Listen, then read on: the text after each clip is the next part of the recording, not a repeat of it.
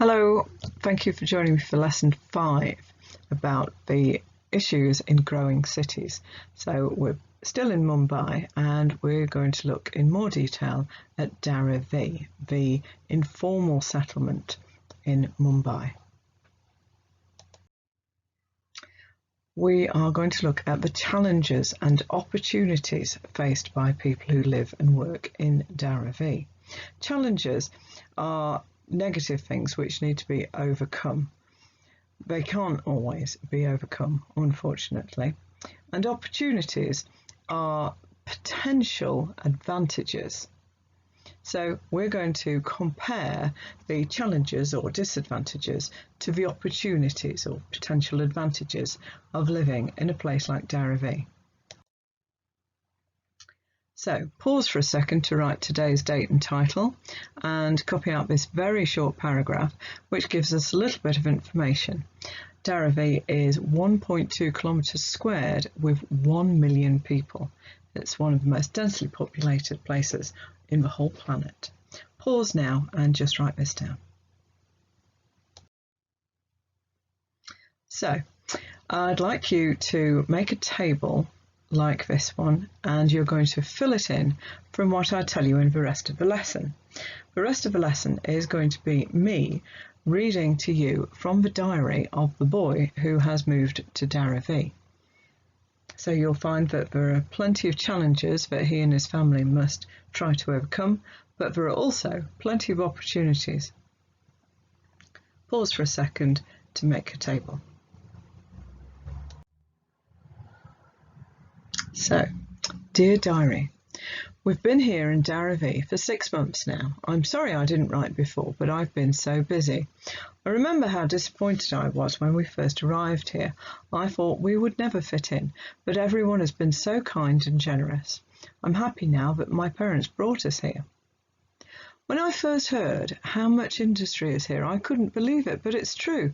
There are at least 5,000 thriving businesses in Dharavi and 15,000 small factories, all making goods and all making a good profit. In fact, they say that the industries in Dharavi are worth around $1 billion per year. People work hard and very long hours here in Dharavi. The main industries are textiles, leather and recycling. I've managed to get an apprenticeship at a leather goods factory.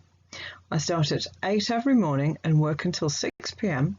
Then I go to school for 3 hours and get home around 10 o'clock. I'm always tired.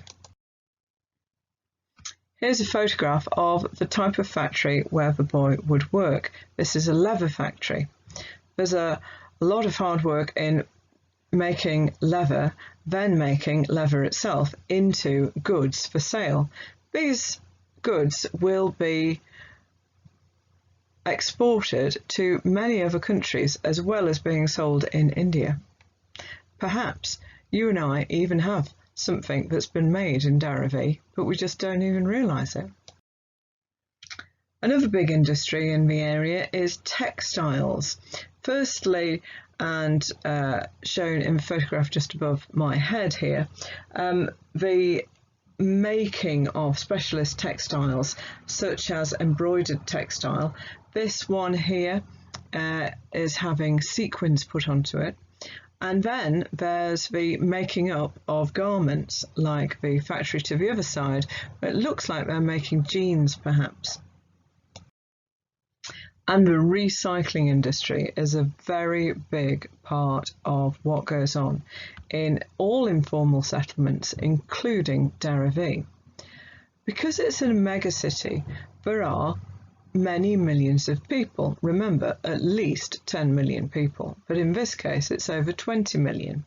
Well, 20 million people will produce a lot of waste, a lot of rubbish. And this rubbish is recycled by poor people who live in places like Dharavi.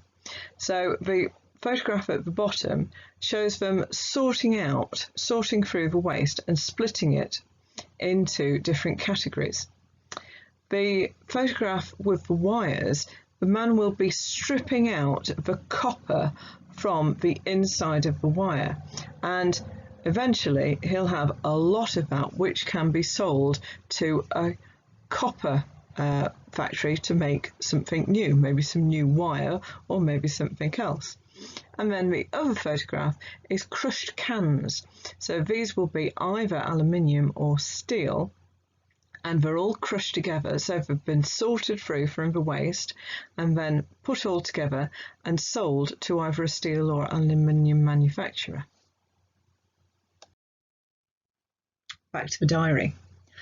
Both of my parents have found work too, and at first we were worried about who would look after my younger brother and sister whilst we were all working, but it hasn't been a problem at all. Everyone in Dharavi looks out for each other, so the children are always cared for by someone. My brother and sister just go next door to our neighbour. Every week I give half my wages to my mum and I spend the other half on going to school. The manager at the leather factory where I work told me I could become a business owner myself in the future if I carry on working hard and get a good education. I can walk to the school, it's just on the edge of Dharavi by the train tracks. So we're doing all right, and I feel very hopeful for the future. I am worried about our health though. Water is the big problem. There is so much disease here, and it's mainly because there isn't enough clean, safe water for everyone. I often hear about families who've lost someone due to waterborne illnesses such as cholera and typhoid. It's hardly surprising when you think there is just one toilet per 100 people here, and all the sewage goes straight down to the river. So far, we've managed to stay healthy by buying water from the store, but it's a huge worry. Many people less fortunate than us can't afford to buy water and they have to use the standpipes. The water from those is often contaminated. I'm also worried about the risk of fire in a place where so many people live so closely, and we've yet to experience the flooding. We're all very worried about that. We found a nice room, but we are very cramped when we're all home. But so long as the sun is shining and we're all working, I think everything will come out well. So, I hope that your table is full. Here are some things that I wrote down, but I really hope that you've got a little bit more detail in there. Your final task is at the bottom. Now that you know more about Dharavi, do you think that the family made the right choice to move there? Do you think that the opportunities outweigh the challenges? I'd like you to finish off today's work by writing a paragraph or two to explain whether you think that they made the right decision and give your reasons why.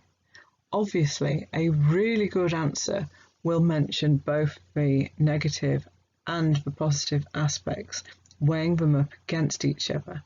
And if you would like a grade for this piece of work, just let me know. It's difficult for me to know what circumstances people are working under, so I don't want to necessarily grade every piece of work that comes in. But if you're working really hard and you would like me to grade this piece of work, please let me know and I will be very happy to do so. I have to say as well that if you join me for the webinar on Tuesday morning, 10 o'clock until 10:30, then there will be more information. I don't just go through the lesson as it is, but I give a little bit of extra as well.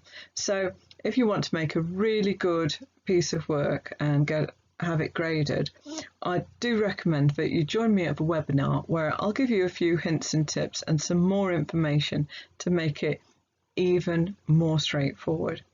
Now, if you don't have time to do that, you can just do a short paragraph saying what you think. Either way, please send it to your teacher. And next week, we'll be looking at recycling in more detail and shanty houses, not just ones in Dharavi, but ones in other places. I'm going to show you how you can make a shanty house out of recycled materials as well. So, Thank you very much, and I look forward to seeing some of your great work. Bye.